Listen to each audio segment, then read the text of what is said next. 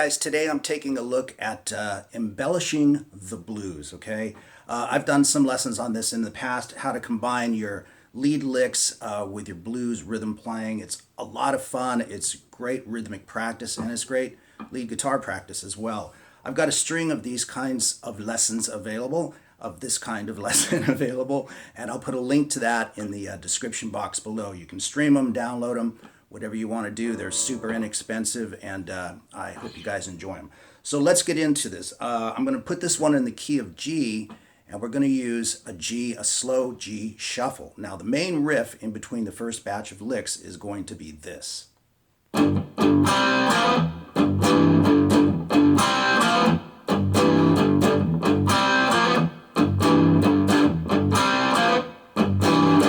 You can see the tab up on the screen for that. The first thing you want to do is just establish a really solid groove. And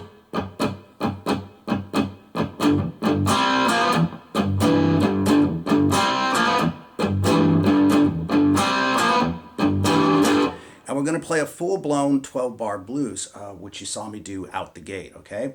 So we're going to insert the licks. The first batch of licks is going to be on the first beat of the second measure, and then we'll shove them around in like the upbeat of the third.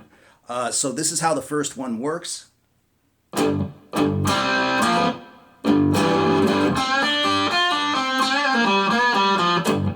right, let me do that nice and slow. And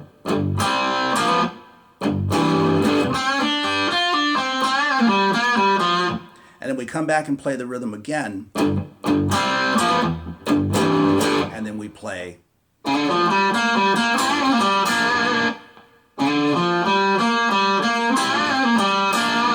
you've got a little double stop there. You can also do that like this if you're more comfortable with that, but I just do it with my ring finger and my pinky.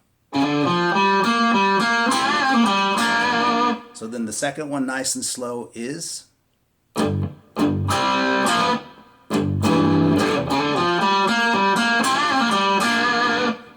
And then we've got a third one as well. And if you notice, they're all falling in the same place. Like I said, that fourth beat, the first beat of the fourth measure.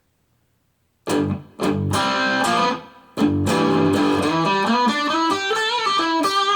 that's dipping a little bit into the major pentatonic right there. I cover a lot of that in my blues rock course, so I won't go into too much detail here. Just the lick itself, okay? Again, nice and slow.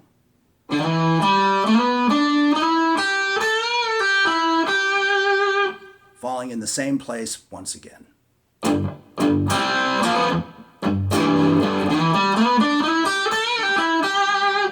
And then we've got a fourth one, of course, and we jump up high to play this a la Jimmy Page, Jeff Beck, all the good guys, okay?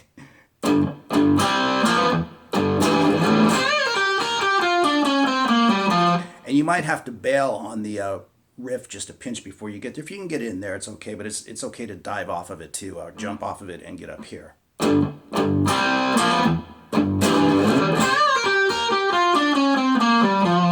So that phrase, nice and slow, is.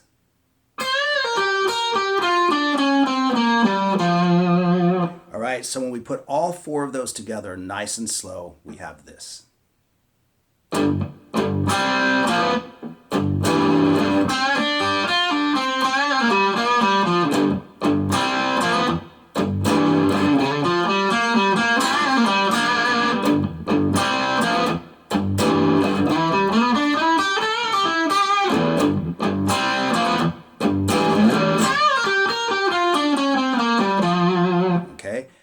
And that leads us to the C9, nice bluesy sounding chord, and we play a little rhythm there as well. Just kind of bouncing off of the A string, I hope you can see that. On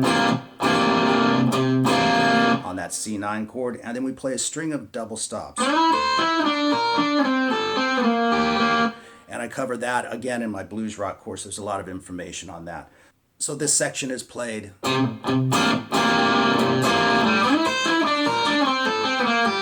And then we head back to the G pattern.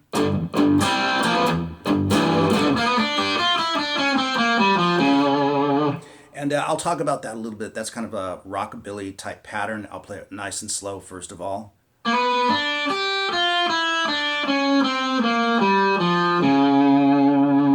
So as you can see, just as a note, I'm really utilizing the flat 5 of the G blues scale, because it creates a lot of tension, a nice tension and release type feel as you make your way to the 5 chord, which in this case is a D7 sharp 9, okay? So once again, over that G pattern.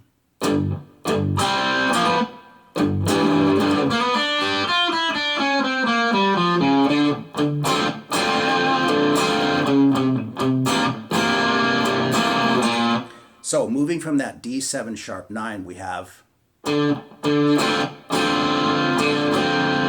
passing tone, or the flat 5 of the G scale, to the C9, to the first fret on the A string, to take us to the turnaround, okay? So that's kind of nice to put those little walking patterns in between.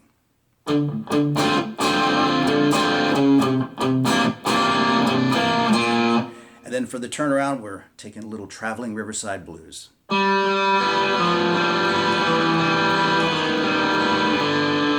You can see that on the screen, but I'll do it nice and slow.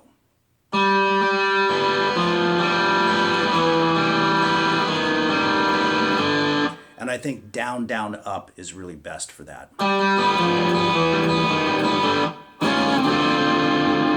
So right there I played an E flat 9 back to the D7 sharp 9, okay? So that is our first go around.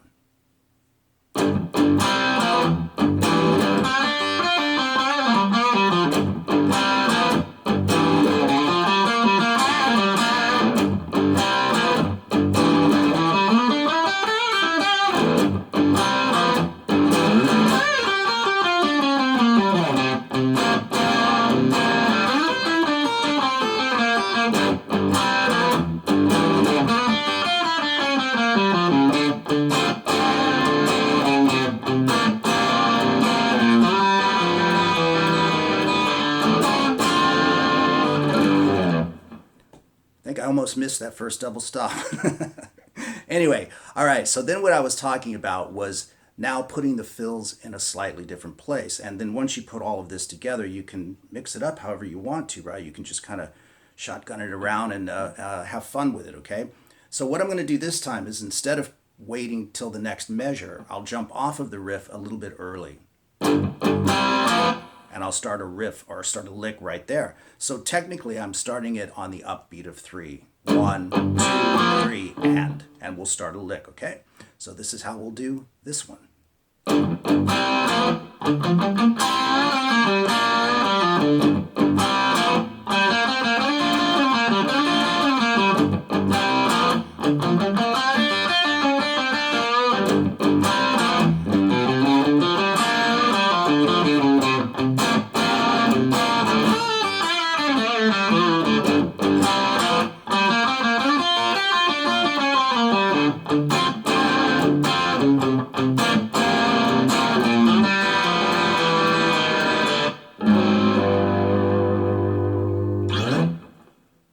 So you can see, by inserting the licks in a different place rhythmically, on the downbeat, on the upbeat, waiting till the next measure, starting before the next measure, all that kind of stuff. You can mix these up, like I say, and that's the best thing to do, because it's going to sound really good that way. But let me take you through these as well. Again, these are all falling on the upbeat of 3. So we only play this much of the G pattern. And then we start the lick, okay? So the first one is like so.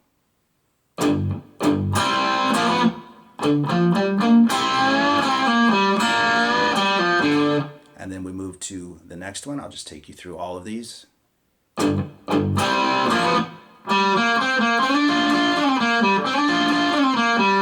then the third one.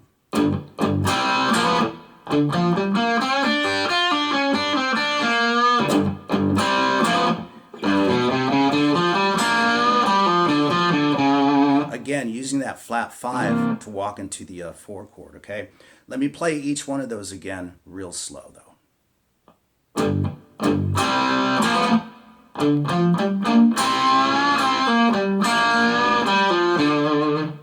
the second one again. The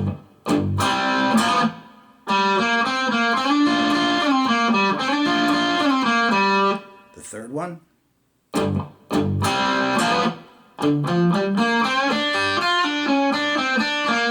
And finally, the fourth one.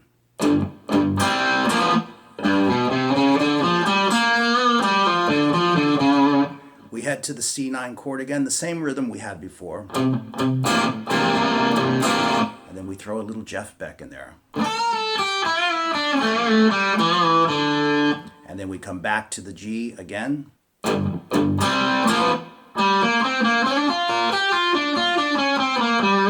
And that'll take us to the D7 sharp 9 chord, of course, but let me play both of those nice and slow as well. Starting from the C add 9, we have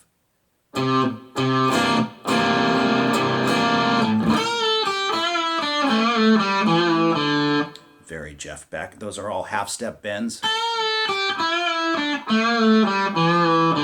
Very Mixolydian sounding. And then we move back to the G chord.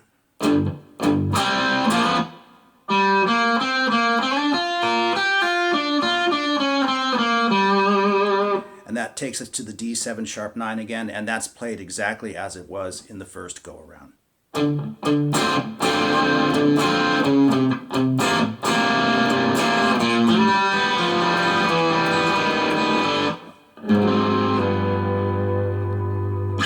Ending it on a G7 chord, of course.